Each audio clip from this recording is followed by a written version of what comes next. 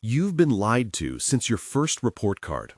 The myth is simple, seductive, and devastating. If you get good grades, you understand. If you ace the test, you know the subject. But here's the pain you rarely say out loud. You memorize, you regurgitate, you score high, and days later, it's gone. The knowledge evaporates like morning dew. You're left with a number, not an insight. It's like painting over a rusted car. The surface shines, but underneath, the structure is corroded. Schools reward the shine, not the solidity. You learn to game the system, cram formulas, memorize definitions, recite steps. You become a master of pretending to know. And when the time comes to use that knowledge to fix a real engine, solve a real problem, or teach someone else, you come up empty. Here's the cruel twist. The system is designed for appearance, not substance. Tests measure your ability to recall, not your power to reason. You get praised for what you can repeat, not for what you can explain. So, you start to believe the lie yourself. You confuse fluency with understanding. You think being able to say the words means you grasp the ideas. But deep down, you sense it's hollow. You feel it during job interviews, when someone asks, "Can you explain this to me?" and your mind freezes. You feel it when you try to learn something new and realize you have no foundation, just disconnected facts. The frustration builds. You study harder, but not smarter. You chase grades, not growth. But here's the part that stings. You're not alone. Most people around you are trapped in the same cycle. They cram for the test, celebrate the grade, and then forget. The classroom becomes a stage, and every student is an actor. The goal is to perform well enough to get applause, not to actually understand the script. You start to measure your worth by numbers, not by insight. The system trains you to value the scoreboard, not the game. Imagine a chef who memorizes recipes but never tastes the food. That's what school often produces. People who can list ingredients but can't cook a meal. You might pass every exam, but when faced with a real-world challenge, you're lost. The knowledge isn't yours, it's rented, and the lease expires the moment the test ends. This is the myth that keeps you stuck. The myth that confuses memory with mastery. The myth that tells you, if you can recite it, you understand it. But the truth is, real understanding is rare. It's not measured by grades or diplomas. It's measured by your ability to break things down, to connect ideas, to teach them simply. And that's exactly what almost no one is taught to do. That's the myth. That's the trap. And nearly everyone falls for it. But here's the intellectual invitation. If you want to join the minority that studies to understand and not just to pass, subscribe. Because everything you've accepted about learning is about to be dismantled. Now, let's rip the curtain down. Richard Feynman saw the world through a lens sharper than a microscope. While everyone else applauded the student who could recite formulas, Feynman saw a parrot in a lab coat. He didn't care if you could say the words, he cared if you could make sense of them. Picture a child pointing at a bird and saying, "That's a robin." Impressive? Only if you think names equal knowledge. But Feynman's father would ask him, what makes a robin a robin? Not the label, but the essence, how it moves, what it eats, how it's different from a sparrow. That's the difference between knowing the name of something and truly understanding it. Feynman learned this lesson so young that he carried it into physics. At Princeton, he watched classmates panic before exams, clutching flashcards, stuffing facts into their brains. He called it cargo cult learning. They built the appearance of knowledge, just like those Pacific Islanders built fake runways hoping real planes would land. But nothing real arrived, because the foundation was hollow. Here's the analogy. Imagine building a bridge by copying another bridge's shape, but never understanding why it stands. When the wind comes, your copy collapses. Schools teach you to memorize blueprints, not engineering. Feynman refused to play along. He asked, "Can you explain it to a child? Could you break it down if all the jargon was stripped away?" Most can't. And that's the invisible flaw, hidden until reality tests you. Exams reward the reciter, but life exposes the pretender. He once said, "I learned very early the difference between knowing the name of something and knowing something." The world honors the label, but Feynman honored the process. This is the lens you must borrow. Not just asking, what is it called, but how does it work? Why does it matter? Could I rebuild it from scratch? But here's the error everyone keeps repeating. They confuse the map for the territory. They think if they can walk you through the steps, they own the journey. But Feynman would stop you mid-sentence and ask, why? Not to catch you, but to force you to see the cracks in your foundation. He believed that if you can't teach it simply, you don't understand it deeply. That's not a slogan, it's a scalpel. It cuts through the ego and exposes what's real. Feynman's own notebooks were filled with questions, not answers. He wrote out explanations as if he were teaching a child, stripping away every layer of jargon until only the core idea remained. He didn't care about impressing professors. He cared about clarity. He cared about the moment when confusion evaporates and understanding clicks into place. Think about your own learning. When was the last time you stopped to ask, do I really get this, or am I just repeating what I've heard? Most people never do.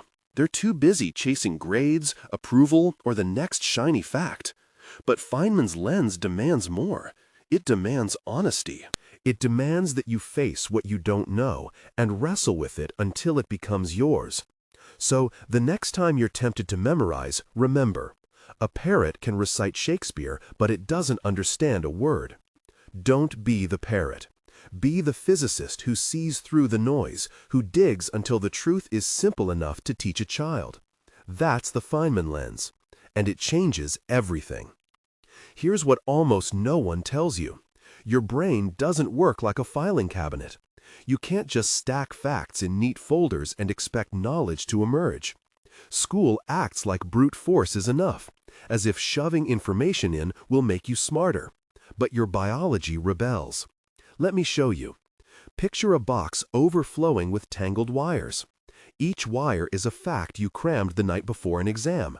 When you need one, you dig desperately, hoping the right wire comes up. But half the time, you pull out the wrong one, or nothing at all. That's why you blank on tests, why concepts evaporate days later. The wires were never connected in the first place. Here's the error everyone makes. Memorization feels like progress. It gives a false sense of mastery, a dopamine hit from ticking off topics. But neurologically, it's a shallow loop. Surface-level recall happens in your working memory, the mental clipboard. It's weak, short-lived. For real understanding, your brain needs to build robust neural pathways, connections between ideas, not just isolated snippets. Feynman called this the difference between knowing the name of something and truly knowing something. The system treats you like a hard drive, judging how much you can regurgitate. But learning is more like building a bridge. Every new plank must rest on the ones before, locked together, able to carry weight. You're not failing because you're lazy or stupid. You're failing because you were handed a broken blueprint.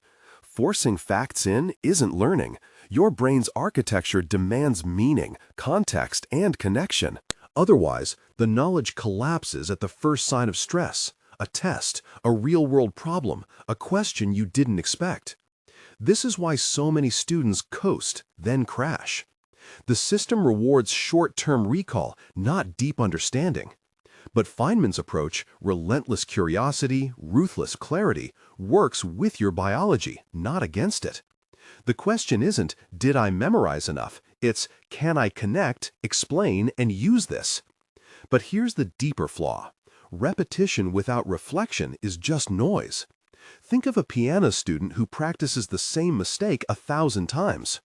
The muscle memory gets stronger, but the error gets deeper. The brain wires itself to repeat, not to understand. Schools rarely teach you to pause, to ask, why does this make sense? Or how does this link to what I already know? Feynman saw this everywhere. He once described students who could recite Maxwell's equations but couldn't explain why a magnet sticks to a fridge. They knew the words, not the world. That's the tragedy. We're trained to pass tests, not to build insight. The system confuses familiarity with comprehension. Imagine trying to assemble a puzzle with pieces from different boxes. You might force some to fit, but the picture is nonsense. That's what happens when you memorize disconnected facts. Real learning is about seeing the pattern, the underlying structure. Your brain craves coherence, not chaos. So the next time you feel lost or frustrated, remember, the problem isn't you, it's the method. The traditional approach is like pouring water into a leaky bucket. No matter how much you add, it never fills. Feynman's way is about fixing the bucket first, then filling it with understanding that stays.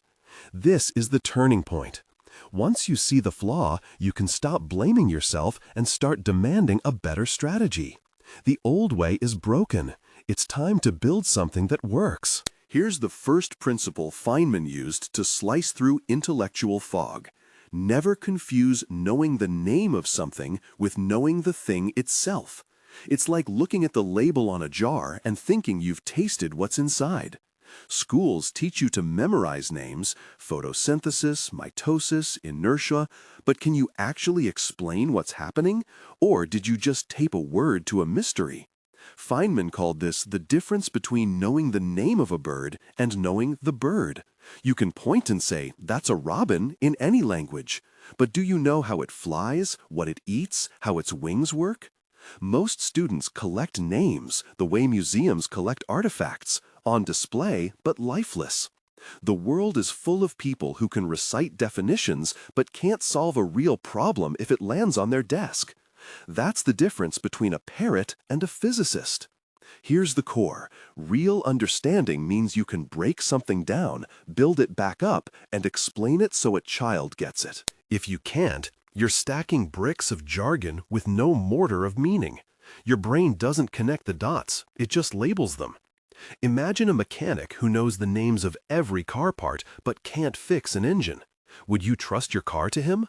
That's what most education produces: experts in vocabulary, amateurs in reality. This isn't just philosophy. Neurologically, your brain stores facts in separate bins unless you weave them together with understanding. Naming is a shortcut, useful for trivia, useless for mastery. When you memorize a term, you light up a tiny bulb in your brain. But when you understand, you wire up a circuit. Feynman never let himself stop at labels. He demanded clarity so sharp you could see the gears moving. If you can't teach it simply, you don't get it yet. The principle is brutal in its simplicity. If you can't explain a topic in plain language, you don't actually understand it. Labels are camouflage for ignorance. True learning feels like flipping a light switch. Suddenly, you see how the parts fit. That's the Feynman test. Memorization flickers. Understanding glows. The difference is night and day.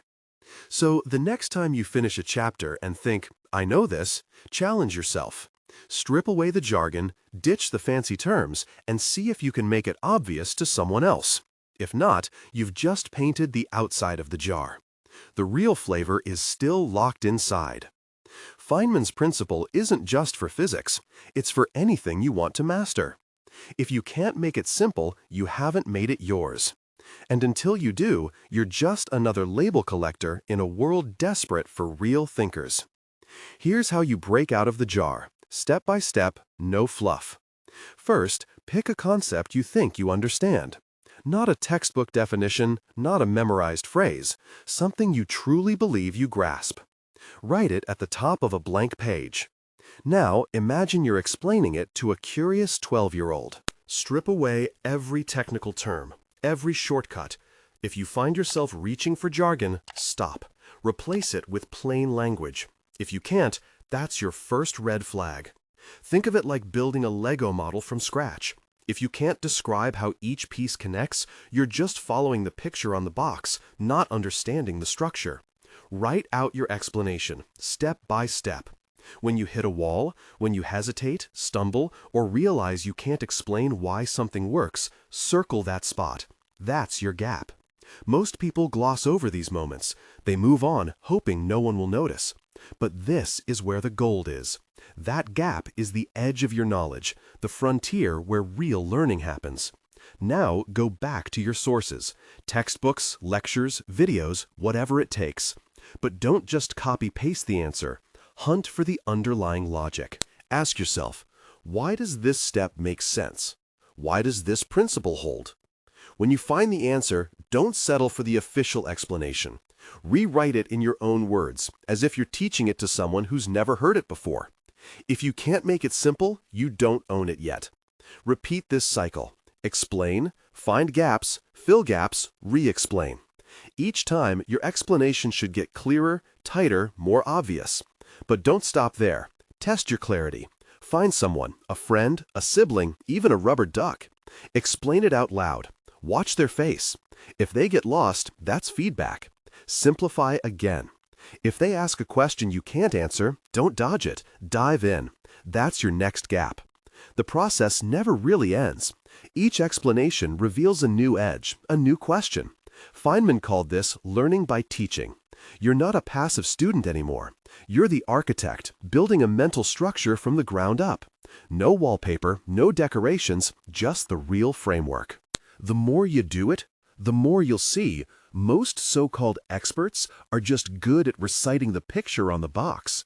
Real understanding is being able to build the model with your eyes closed, then explain to someone else how to do it, piece by piece, without ever looking at the instructions. Here's the epiphany. Every time you hit a gap, you're not failing. You're mapping the territory. Most people are terrified of these moments because they expose ignorance. But Feynman saw them as invitations. Each gap is a door. Walk through it, and your mind expands. Stay on this path, and you'll notice something strange. The more you simplify, the more profound your understanding becomes. Complexity isn't a sign of intelligence. Clarity is. That's the Feynman way. But here's where almost everyone crashes. The obstacle isn't the material, it's you. Your own mind sets up invisible tripwires. Maybe you felt it, that sting when you can't explain a concept, so you rush past it, hoping no one will notice. That's not learning. That's ego in defense mode. Imagine a bridge made of glass over a canyon. You walk halfway, see the drop below, and panic. Instead of looking down, most people sprint back to safety, the comfort zone of, I kinda get it. But Feynman stood on the glass, stared straight through, and asked, what exactly don't I see? Your brain hates feeling stupid. It's biologically wired to seek validation, not exposure. That's why you cling to jargon, recite definitions, and avoid admitting confusion. The school system rewards this: fast answers, shallow certainty, performance over progress. You're trained to patch over ignorance, not to confront it. The result? You build mental castles with sand foundations, impressive on the outside, hollow underneath. Feynman called this cargo cult learning. Mimic the rituals, parrot the words, but never fly. Real understanding means smashing your own illusions. It means stepping into that intellectual discomfort again and again. Most resist. They fear the judgment of others, and worse, their own self-judgment. But here's the mistake everyone makes: thinking the pain of ignorance is a signal to retreat. It isn't. It's a flare pointing exactly where to dig. Every moment you flinch from not knowing is a missed opportunity to actually learn. The obstacle isn't knowledge itself. It's the psychological wall you've built to avoid feeling ignorant. Let's make this even clearer. Picture a scientist in a lab, surrounded by complex instruments. If she pretends to understand every dial, she'll never discover anything new. But if she admits, I don't know what this does, she opens the door to real discovery. The same is true for you. The moment you admit confusion, you create space for clarity to enter. Feynman's notebooks were filled with questions, not just answers. He wrote down what he didn't understand, then attacked those gaps relentlessly. Most people do the opposite. They hide their confusion, hoping it will disappear. It never does. It just festers, quietly sabotaging every attempt at mastery. Here's the paradox. The more you protect your ego, the less you grow. The more you expose your ignorance, the faster you learn. The obstacle is not a wall, but a mirror. Are you willing to look? The crowd isn't. That's why so few ever cross the threshold from memorizer to master. So the real test isn't what you know, but what you're willing to admit you don't. Cross that threshold and you leave the crowd behind. Stay, and you're just another face in the parade of surface-level learners. Feynman knew, the path to mastery runs straight through your own discomfort. Here's the uncomfortable truth. This isn't just about school, grades, or physics homework. The Feynman way isn't an academic trick. It's a blueprint for decoding reality itself. Because the habit of clarity, of drilling down to first principles, is the only skill that never expires. You can apply it to anything, building a business, learning a language, even understanding yourself. Picture your daily life as a cluttered workbench. Most people shuffle tools around, pretending to build, but never making something real. You clear the bench. You throw out the broken tools, half-learned ideas, jargon, empty rituals. You pick up one tool at a time and ask, what is this really? How does it work? Why do we do it this way? That's how you start to see the machinery behind the curtain. Feynman didn't limit this approach to equations. He questioned every label, every dogma, social, scientific, personal. He saw that every field, every job, every relationship is tangled in the same illusion, naming things and mistaking that for understanding. He once said, I would rather have questions that can't be answered than answers that can't be questioned. Here's where most fail. They compartmentalize. They treat learning as a box to check, a hoop to jump through, not a lens for living. But if you switch lenses, if you start interrogating your own beliefs, habits, and assumptions with the same rigor, you become a generative learner.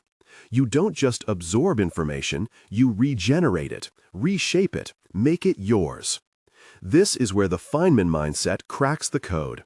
You become anti-fragile. The more you challenge what you think you know, the stronger your understanding gets. The discomfort isn't a flaw, it's the fuel. Most avoid it. The few who embrace it transcend. But here's the error everyone makes. They think this is optional. It isn't. If you want to actually change, not just collect certificates, you have to live this everywhere, not just at your desk. Let's make this even more concrete. Imagine you're in a meeting at work. Someone throws out a buzzword: synergy, optimization, scalability. The room nods along, satisfied. But you, with your Feynman lens, pause. You ask, what does that actually mean here? Can you give an example? Suddenly the fog lifts, people squirm, the conversation gets real. You've just exposed the difference between parroting and understanding. That's the power of refusing to hide behind labels. Or take relationships. Most people recite scripts. I'm a good friend, I'm supportive. But what does that look like in action? When you break it down, you see the gaps between what people say and what they do. You see where you're fooling yourself too. The Feynman approach isn't just about catching others, it's about catching yourself. It's about refusing to let your own mind get away with lazy thinking. This is the universal law. The clarity you demand in one area of life spills into all others. The more you practice breaking things down, the more allergic you become to vagueness, to empty ritual, to intellectual shortcuts. You start to crave the discomfort of not knowing, because you know that's where growth lives. Feynman's genius wasn't in knowing more facts than everyone else. It was in refusing to let himself be fooled by others, by authority, or by his own ego. He lived in a state of constant interrogation. That's why he could move between fields, invent new ways of thinking, and see connections others missed. He didn't just learn, he learned how to learn, and that's the only advantage that compounds forever. So the next time you're tempted to nod along, to accept the surface answer, to hide behind a label, stop. Ask the Feynman question: do I really understand this, or am I just naming it? That's the moment you step off the conveyor belt and start building your own mind. Picture this. You're in a pitch-black room, fingertips brushing over objects, naming them by touch alone. Chair, table, lamp. But with the lights off, you have no idea what color, texture, or true shape these things possess. That's how most people treat knowledge. Labels in the dark, confident in their guesses, blind to the details. Feynman refused to live in that darkness. He insisted on flipping the switch, flooding the room with light. Suddenly, you see not just the outline, but the structure, the function, the hidden connections. The world transforms from a warehouse of boxes with names to a living workshop of mechanisms. You stop asking, "What is it called?" and start asking, "How does it work?" This is the mind shift. You stop treating knowledge as a collection of trophies and start treating it as a set of tools. You become a builder, not a collector. When you understand the gears, you can fix, adapt, and even invent. When all you have are labels, you're helpless the moment something breaks or changes. Feynman's philosophy is brutal in its honesty.